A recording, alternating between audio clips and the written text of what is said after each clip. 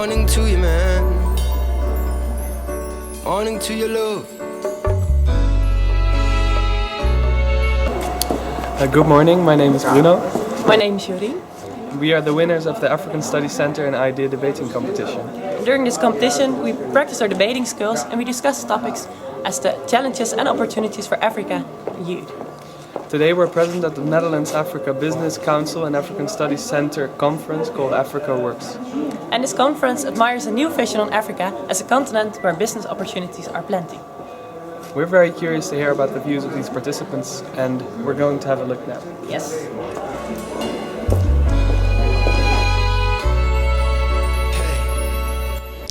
It's a blessing to have a young population because that's manpower, but also it poses a challenge because you have to find jobs for these people as they graduate from college, as they graduate from university, as they graduate from high school, as they graduate from technical schools. The youth is the future of the Africans in general, of all countries, but also especially in Africa, because there's a lot of youth in Africa.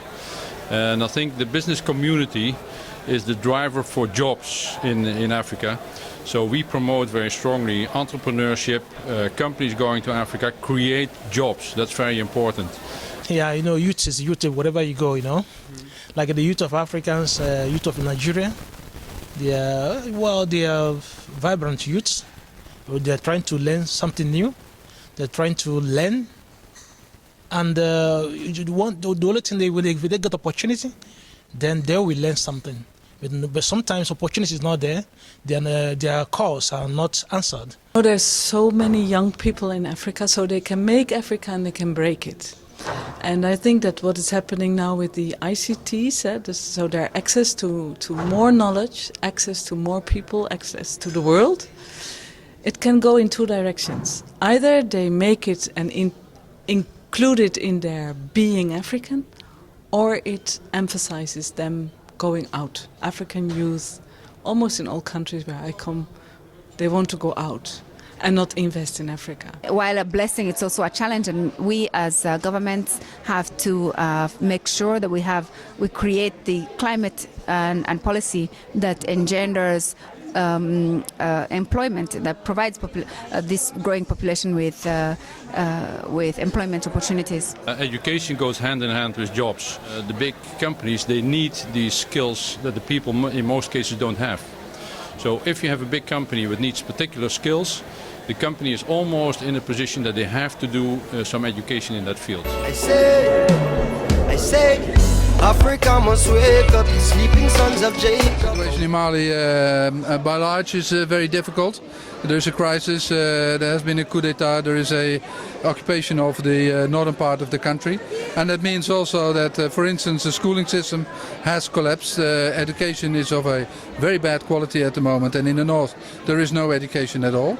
It is proven that if we can get children to read and write, that when they're 18 or older, they get 50% more chance of a job, and there's 50% less violence. We will try to get more books into schools, and affordable books, quality books for the 90% who have no access to books at the moment in Africa.